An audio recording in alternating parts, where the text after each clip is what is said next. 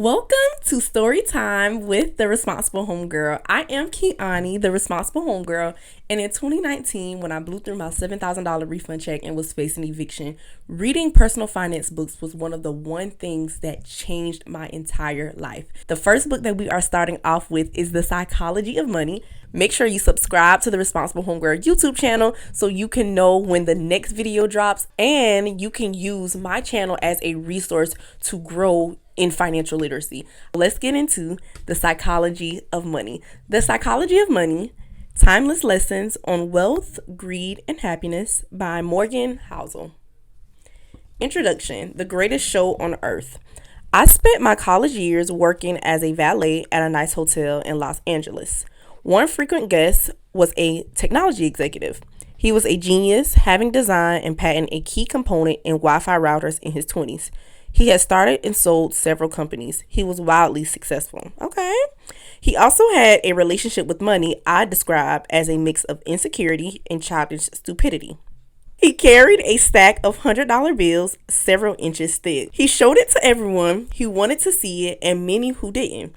He bragged openly and loudly about his wealth, often while drunk and always apropos of nothing. That's one thing about reading, y'all. You will find words that you have never read before and try your very best to pronounce it. One day, he handed one of my colleagues several thousands of dollars in cash and said, "Go to the jewelry store down the street and get me a few $1,000 gold coins." An hour later, gold coins in hand, the tech executive and his buddies gathered around by a dock overlooking the Pacific Ocean. They then proceeded to throw the coins into the sea, skipping them like rocks, cackling as they argued whose went the furthest, just for fun. Days later, he shattered a lamp in the hotel's restaurant. A manager told him it was a $500 lamp and he'd have to replace it. "You want $500? The executive asked, while pulling a brick of cash from his pocket and handing it to the manager. "Here's $5,000. Now get out of my face." Rude. "And don't ever insult me like that again." You may wonder how long this behavior could last, and the answer was not long. I learned years later that he went broke. The premise of this book is that doing well with money has a little to do with how smart you are and a lot to do with how you behave. And behavior is hard to teach, even to really smart people. A genius who loses A genius who loses control of their emotions can be a financial disaster. The opposite is also true. Ordinary folks with no financial education can be wealthy if they have a handful of behavior skills that have nothing to do with formal measures of intelligence. I truly believe that. That's really true. My favorite Wikipedia entry begins, "Ronald James Reed was an American philanthropist, investor, janitor, and gas station attendant." Ronald Reed was born in rural Vermont. He was the first person in his family to graduate high school, made all the more impressive by the fact that he hitchhiked to campus each day. For those who knew Ronald Reed, there wasn't much else worth mentioning. His life was about as low-key as they come. Reed fixed cars at a gas station for 25 years and swept floors at JCPenney for 17 years. He bought a 2-bedroom house for $12,000 at age 38 and lived there for the rest of his life. Lord, I wonder what year that was. He was widowed at age 50 and never remarried. A friend recalled that his main hobby was chopping firewood. Reed died in 2014, age 92, which is when the humble rural janitor made international headlines. Okay. 2.8 million Americans died in 2014. Fewer than 4,000 of them had a net worth of over $8 million when they passed away. Ronald Reed was one of them. Okay, Mr. Ronald. In his will, the former janitor left $2 million to his stepkids and more than $6 million to his local hospital and library.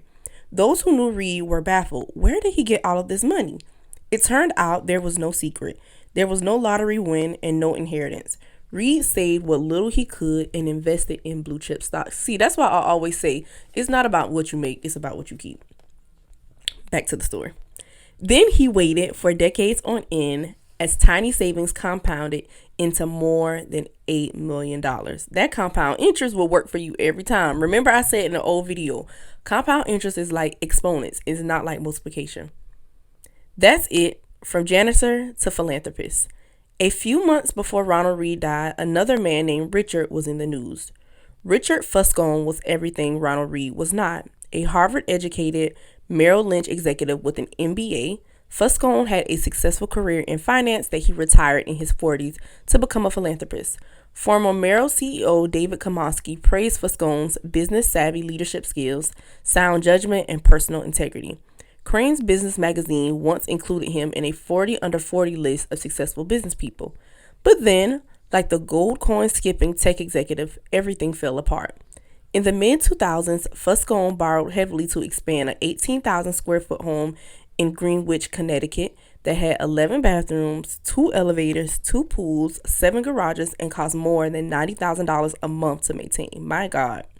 Then the 2008 financial crisis hit. The crisis hurt virtually everyone's finances. It apparently turned Fuscone's into dust. High debt and illiquid assets left him bankrupt. I currently have no income, he allegedly told a bankruptcy judge in 2008. First, his Palm Beach house was foreclosed. In 2014, it was the Greenwich Mansion's turn. 5 months before Ronald Reed left his fortune to charity. Richard Fuscone's home, where guests recalled the thrill of dining and dancing atop a see-through covering on the home's indoor swimming pool, was sold in a foreclosure auction worth 75% less than an insurance company figured it was worth. Ronald Reed was patient. Richard Fuscone was greedy. That's all it took to eclipse the massive education and experience gap between the two. The lesson here is not to be more like Ronald and less like Richard, though that's not bad advice. The fascinating thing about these stories is how unique they are to finance. In what other industry does someone with no college degree, no training, no background, no formal experience, and no connections massively outperform someone with the best education, the best training, and the best connections? I struggle to think of any. It is impossible to think of a story about Ronald Reed performing a heart transplant better than a Harvard-trained surgeon, or designing a skyscraper superior to the best-trained architects.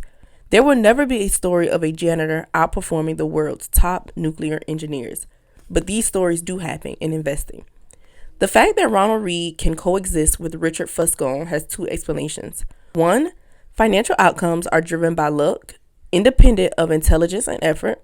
That's true to some extent, and this book will discuss it in further detail. Or 2, and I think it's more common, that financial success is not a hard science. It's a soft skill where how you behave is more important than what you know. I call this soft skill the psychology of money. The aim of this book is to use short stories to convince you that soft skills are more important than the technical side of money. I'll do this in a way that will help everyone from Reed to Fuscone and everyone in between make better financial decisions. These soft skills are, I've come to realize, greatly underappreciated. Finance is overwhelmingly taught as a math-based field where you put data into a formula and the formula tells you what to do, and it's assumed that you'll just go do it. This is true in personal finance, where you're told to have a 6-month emergency fund and save 10% of your salary. It's true in investing, where we know the exact historical correlations between interest rates and valuations. And it's true in corporate finance, where CFOs can measure the precise cost of capital. It's not that any of these things are bad or wrong. It's that knowing what to do tells you nothing about what happens in your head when you try to do it. 2 topics impact everyone, whether you are interested in them or not. Health and money. That's so true. The healthcare industry is a triumph of modern science with rising life expectancy across the world. Scientific discoveries have replaced doctors' old ideas about how the human body works, and virtually everyone is healthier because of it. The money industry, investing, personal finance, business planning, is another story. Finance has scooped up the smartest minds coming from top universities over the last 2 decades. Financial engineering was the most popular major in Princeton School of Engineering a decade ago. I never even heard of that. Is there any evidence it has made us better investors? I have seen none. Through collective trial and error over the years, we learned how to become better farmers, skilled plumbers, and advanced chemists. But has trial and error taught us to become better with our personal finances? Are we less likely to bury ourselves in debt, more likely to save for a rainy day, prepare for retirement? have realistic views about what money does and doesn't do to our happiness, I've seen no compelling evidence. Most of the reason why, I believe, is that we think about and are taught about money in ways that are too much like physics with rules and laws, and not enough like psychology with emotions and nuance. And that to me is as fascinating as it is important. Money is everywhere. It affects all of us and confuses most of us. Everyone thinks about it a little differently. It offers lessons on things that apply to many areas of our life, like risk, confidence, and happiness. Few topics offer a more powerful magnifying glass that helps explain why people behave the way they do than money. It is one of the greatest shows on earth. My own appreciation for the psychology of money is shaped by more than a decade of writing on the topic. I began writing about finance in early 2008.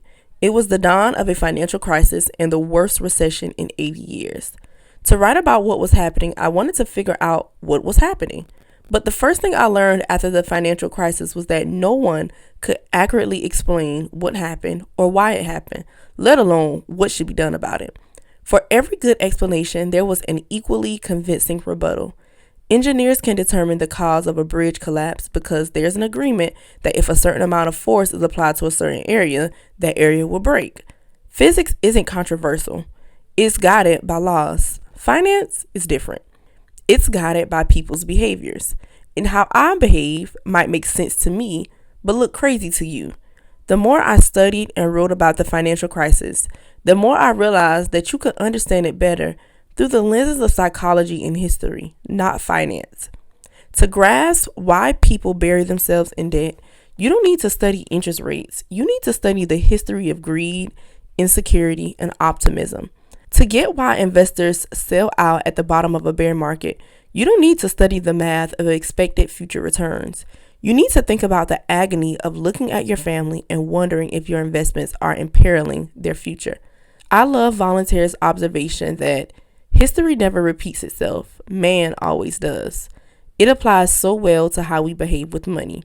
In 2018, I wrote a report outlining 20 of the most important flaws, biases, and causes of bad behavior I've seen affect people dealing with money.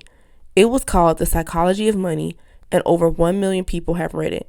This book is a deeper dive into the topic. Some short passages from the report appear unaltered in this book. What you're holding is 20 chapters each, describing what I'd consider to be the most important and often counterintuitive features of the psychology of money. The chapters revolve around a common theme, but exist on their own and can be read independently. It's not a long book. You're welcome. Most readers don't finish the books they begin because most single topics don't require 300 pages of explanation. I'd rather make 20 short points you finish than one long one that you gave up on. On we go. Chapter 1. No one's crazy. Your personal experiences with money make up about 0.00001% of what happened in the world, but maybe 80% of how you think the world works. Let me tell you about a problem. It might make you feel better about what you do with your money and less judgmental about what other people do with theirs. People do some crazy things with money, but no one is crazy. Here's the thing. People from different generations, raised by different parents who earn different incomes and held different values in different parts of the world, born in different economies, experiencing different job markets with different incentives and different degrees of luck, learn very different lessons. Everyone has their own unique experience with how the world works, and what you've experienced is more compelling than what you've learned secondhand. So true. So all of us, you, me, everyone, go through life anchored to a set of views about how money works that vary wildly from person to person. What seems crazy to you might make sense to me. The person who grew up in poverty thinks about risk and reward in ways the child of a wealthy banker cannot fathom if he tried. The person who grew up when inflation was high experienced something the person who grew up with stable prices never had to. The stockbroker who lost everything during the Great Depression experienced something the tech worker basking in the glory of the late 1990s can't imagine. The Australian who hasn't seen a recession in 30 years has experienced something no American ever has. On and on, the list of experiences is endless. You know, stuff about money that I don't, and vice versa. You go through life with different beliefs, goals, and forecasts than I do. That's not because one of us is smarter than the other or has better information. It's because we've had different lives shaped by different and equally persuasive experiences.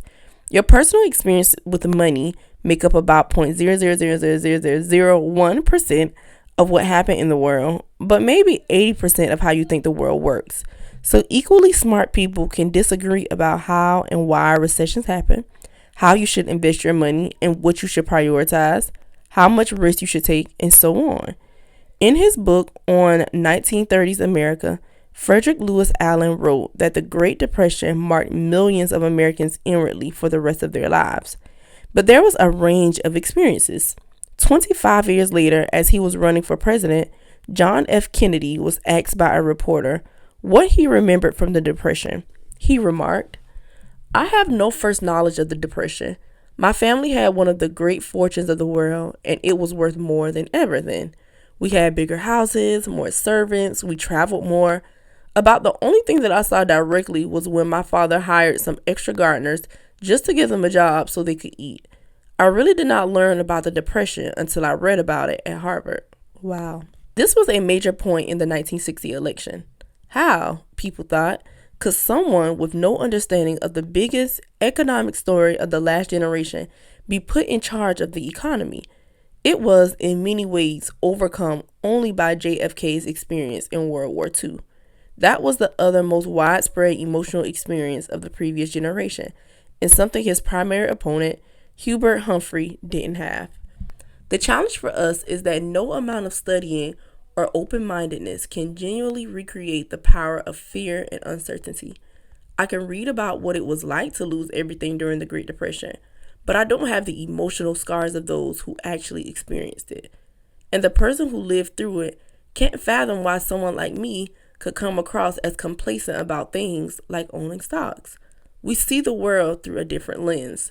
Spreadsheets can model the historic frequency of big stock market declines, but they can't model the feeling of coming home, looking at your kids, and wondering if you made a mistake that will impact their lives. Studying history makes you feel like you understand something, but until you lived through it and personally felt its consequences, you may not understand it enough to change your behavior.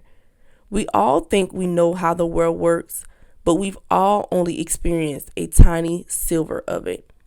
An investor, Michael Batnick, says, "Some lessons have to be experienced before they can be understood." We are all victims in different ways to that truth. Man. In 2006, economist Ukri, don't know these names, from the National Bureau of Economic Research dug through 50 years of the Survey of Consumer Finances, a detailed look at what Americans do with their money. In theory, people should make investment decisions based on their goals and the characteristics of the investment options available to them at the time.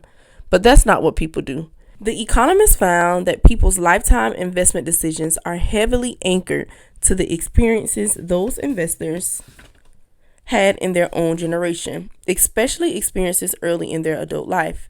If you grew up when inflation was high, you invested less of your money in bonds later in life compared to those who grew up when inflation was low. If you happened to grow up when the stock market was strong, you invested more of your money in stocks later in life compared to those who grew up with stocks when they were weak. The Economist wrote, "Our findings suggest that individual investors' willingness to bear risk depends on personal history, not intelligence or education or sophistication, just the dumb luck of when and where you were born." The Financial Times interviewed Bill Gross, the famed bond manager, in 2019. Gross admits that he would probably not be where he is today if he had been born a decade earlier or later, the piece said. Gross's career coincided almost perfectly with a generational collapse in interest rates that gave bond prices a tailwind. That kind of thing doesn't just affect the opportunities you come across, it affects what you think about those opportunities when they're presented to you. To Gross, bonds were wealth-generating machines. To his father's generation, who grew up with and endured higher inflation, they might be seen as wealth incinerators. Okay. So from my context clues, I'm assuming that incinerators is the opposite of wealth generating. So they probably took gotcha. Okay.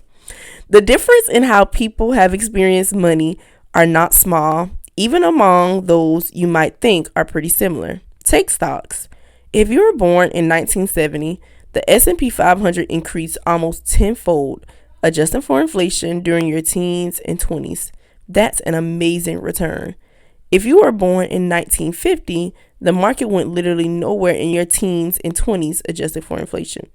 Two groups of people, separated by chance of their birth year, go through life with a completely different view on how the stock market works, or inflation. If you were born in the 1960s America, inflation during your teens and 20s, your young, impressionable years when you're developing a base of knowledge about how the economy works, sent prices up more than threefold. That's a lot. You remember gas lines and getting paychecks that stretched noticeably less far than the ones before them. But if you were born in 1990, inflation has been so low for your whole life that it's probably never crossed your mind. Yeah, until now, 2024, 2025, that inflation hit different, okay? Whew, how much more we got? Okay. America's nationwide unemployment in November 2009 was around 10%, but the employment rate for African American males aged 16 through 19 without a high school diploma was 49%. For Caucasian females over age 45 with a college degree, it was 4%. Local stock markets in Germany and Japan were wiped out during World War II. Entire regions were bombed out. At the end of the war, German farms only produced enough food to provide the country's citizens with 1,000 calories a day. Compare that to the U.S., where the stock market more than doubled from 1941 through the end of 1945, and the economy was the strongest it had ever been in 2 decades. No one should expect members of these groups to go through the rest of their lives thinking the same thing about inflation, or the stock market, or unemployment, or money in general. No one should expect them to respond to financial information the same way.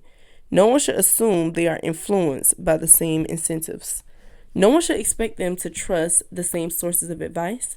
No one should expect them to agree on what matters, what's worth it, what's likely to happen next, and what the best path forward is. Their view of money was formed in different worlds, and when that's the case, a view about money that one group of people thinks is outrageous can make perfect sense to another. A few years ago, the New York Times did a story on the working conditions of Foxconn, the massive Taiwanese electronics manufacturer. The conditions are often atrocious. Readers were rightly upset, but a fascinating response to the story came from the nephew of a Chinese worker who wrote in the comment section, "My aunt worked several years in what Americans call sweatshops. It was hard work, long hours, small wage, poor working conditions. Do you know what my aunt did before she worked in one of these factories? She was a prostitute." The idea of working in a sweatshop compared to that old lifestyle is an improvement in my opinion. I knew that my aunt would rather be exploited by an evil capitalist boss for a couple of dollars than have her body be exploited by several men for pennies. Wow. That is why I am upset by many Americans thinking we do not have the same opportunities as the West. Our governmental infrastructure is different. The country is different. Yes, factory is hard labor. Could it be better? Yes, but only when you compare such to American jobs. Jesus. I don't know what to make of this. Part of me wants to argue fiercely. Part of me wants to understand. But mostly, it's an example of how different experiences can lead to vastly different views within topics that one side intuitively thinks should be black and white. And money isn't black and white. That's something that I'm learning right now. Money is not as black and white as we try to make it seem. Every decision people make with money is justified by taking the information they have at that moment and plugging it into their unique mental model of how the world works. Those people can be misinformed, they can have incomplete information, they can be bad at math, they can be persuaded by rotten marketing, they can have no idea what they're doing, they can misjudge the consequence of their action. Oh, can they ever?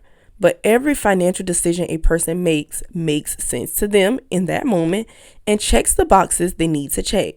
They tell themselves a story about what they're doing and why they're doing it, and that story has been shaped by their own unique experiences. Take a simple example: lottery tickets. Americans spend more on them than movies, video games, music, sporting events, and books combined. And who buys them? Mostly poor people. The lowest income households in the U.S. on average spend $412 a year on lottery tickets, 4 times the amount of those in the highest income group. 40% of Americans cannot come up with $400 in an emergency, which is to say, those buying $400 in lottery tickets are by and large the same people who say they couldn't come up with $400 in an emergency. They are blowing their safety nets on something with a 1 in a million chance of hitting it big. That seems crazy to me. It probably seems crazy to you too. But I'm not in the lowest income group. You're likely not either. So it's hard for many of us to intuitively grasp the subconscious reasoning of low-income lottery ticket buyers. But strain a little, and you can imagine it going something like this. We live paycheck to paychecks, and saving seems out of reach. Our prospects for much higher wages seem out of reach. We can't afford nice vacations, new cars, health insurance, or homes in safe neighborhoods. We can't put our kids through college without crippling debt. Much of the stuff you people who read personal finance books either have now or have a good chance of getting, we don't. Buying a lottery ticket is the only time in our lives we can hold a tangible dream of getting the good stuff that you already have and take for granted. We are paying for a dream, and you may not understand that because you are already living a dream. That's why we buy more tickets than you do. That's interesting. You don't have to agree with this reasoning. Buying lottery tickets when you're broke is still a bad idea. But I can kind of understand why lottery ticket sales persist. In that idea, what you're doing seems crazy, but I kind of understand why you're doing it. Uncovers the root of many of our financial decisions. Few people make financial decisions purely with a spreadsheet. They make them at the dinner table or in a company meeting, places where personal history, your unique view of the world, ego, pride, marketing, and odd incentives are scrambled together into a narrative that works for you. Another important point that helps explain why money decisions are so difficult and why there is so much behavior is to recognize how new the topic is. Money has been around for a long time. King Alades of Lydia, now part of Turkey, is thought to have created the first official currency in 600 BC. But the modern foundation of money decisions, saving, and investing is based around concepts that are practically infants. Take retirement. At the end of 2018, there was $27 trillion in U.S. retirement savings accounts, making it the main driver of the common investor's saving and investing decisions. But the entire concept of being entitled to retirement is at most 2 generations old. Before World War II, most Americans worked until they died. That was the expectation and the reality. The labor force participation rate of men aged 65 and over was about 50% until the 1940s. Social Security aimed to change this, but its initial benefits were nothing close to a proper pension. When Ida Mae Fuller cashed the first Social Security check in 1940, it was for $22.54, or $416 adjusted for inflation.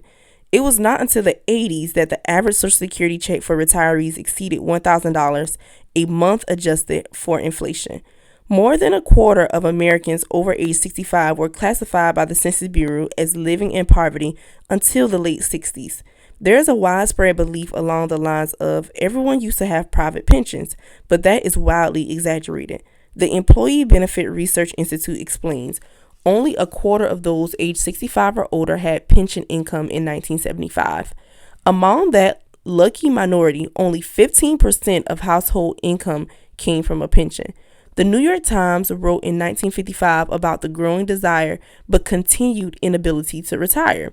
To rephrase an old saying, everyone talks about retirement, but apparently very few do anything about it. It was not until the 1980s that the idea that everyone deserves and should have a dignified retirement took hold. And the way to get that dignified retirement ever since has been an expectation that everyone will save and invest their own money. Let me reiterate how new this is.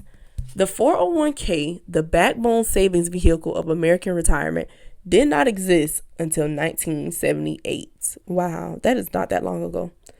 The Roth IRA was not born until 1998. That's my birth year. All the 98 babies stand up. If it were a person, it would barely be old enough to drink. It should surprise no one that many of us are bad at saving and investing for retirement. We're not crazy. We're all just newbies. That's a great perspective, and it puts a lot into perspective as to why so much of our older population don't really have that retirement savings. Is essentially a new concept. Same goes for college. The share of Americans over age 25 with a bachelor's degree has gone from less than 1 in 20 in 1940 to 1 in 4 by 2015. The average college tuition over that time rose more than fourfold adjusted for inflation. Something so big and so important hitting society so fast explains why, for example, so many people have made poor decisions with student loans over the last 20 years. There is not decades of accumulated experience to even attempt to learn from. We're just winging it. Same for index funds, which are less than 50 years old, and hedge funds, which didn't take off until the last 25 years. Even widespread use of consumer debt, mortgages, credit cards, and car loans did not take off until after World War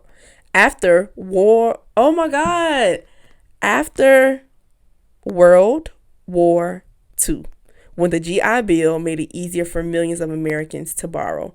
Dogs were domesticated 10,000 years ago and still retain some behaviors of their wild ancestors.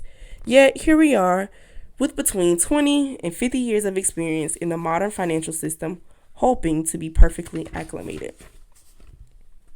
For a topic that is so influenced by emotion versus fact, this is a problem, and it explains why we don't always do what we're supposed to do with money. We all do crazy stuff with money because we're all relatively new to this game, and what looks crazy to you might make sense to me, but no one is crazy. We all make decisions based on our unique experiences that seem to make sense to us in any given moment. Now, let me tell you a story about how Bill Gates got rich. That was the introduction and chapter 1. I am extremely tired of reading, so we will pick back up on chapter 2. Stay tuned for the next video and subscribe to the Responsible Homegirl YouTube channel to continue reading The Psychology of Money. See you next time for Storytime with the Responsible Homegirl. Bye.